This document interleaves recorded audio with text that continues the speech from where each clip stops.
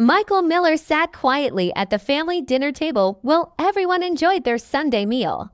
The roast was getting cold, but no one cared.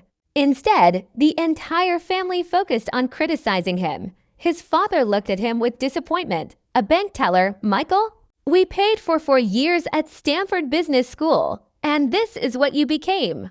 Michael calmly took a sip of the expensive Bordeaux wine he had brought. No one had even thanked him for it. At 32 years old, he had learned that arguing never changed anything. His mother joined in. Your brother James is about to become a partner at his law firm. Your sister Sarah just closed a huge real estate deal in Miami. James and Sarah had always been the favorites. Every family dinner became another chance to compare Michael with them. I'm actually a personal banking advisor, Michael said quietly. His father laughed. Oh, excuse me. A personal banking advisor. That's so much better. He leaned across the table. Do you know how embarrassed I feel when people ask what my Stanford graduate son is doing? You're wasting your life. Michael stayed silent. If his family knew the truth, they would never speak to him this way. The bank where he worked was called First Atlantic Bank. Everyone believed he was an ordinary employee. What no one knew was that he secretly owned 71% of the bank through several investment companies. He wasn't just an employee. He was the owner. His father kept talking. We spent a fortune on your education. For what? A tiny apartment, an old car, and a job with no future. Michael almost smiled. The tiny apartment was actually a luxury penthouse that he owned through another company.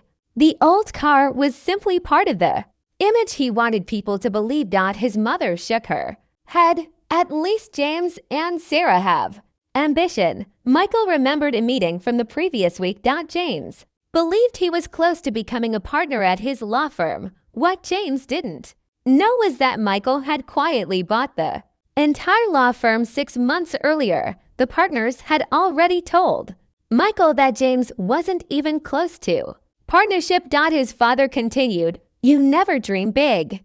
You never take risks. You're satisfied with being average. If only he knew. Over the last 10 years, Michael had quietly built one of the largest financial empires in the country.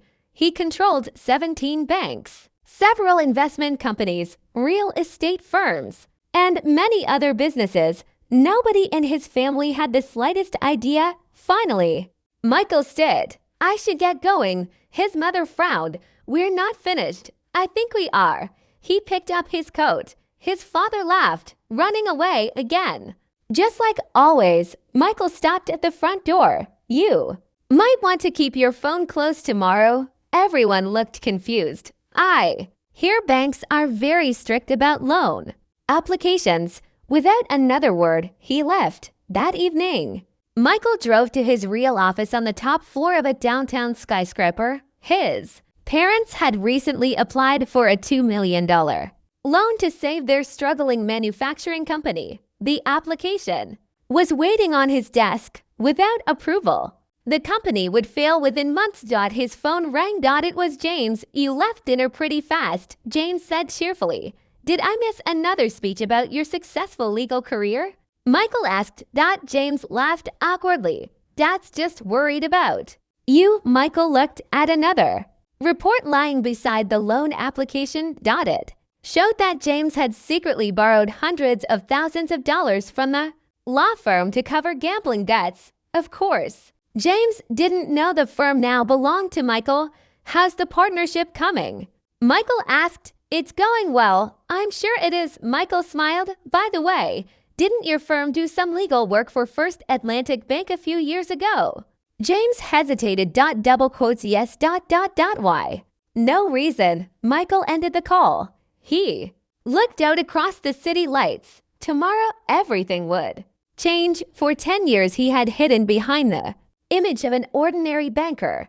Tomorrow, his family would finally learn who he really was. He picked up his phone and sent a message to his executive assistant. Execute Protocol Omega. Her reply came almost instantly. Everything is ready, Sir. Michael stood beside the window and watched the city below.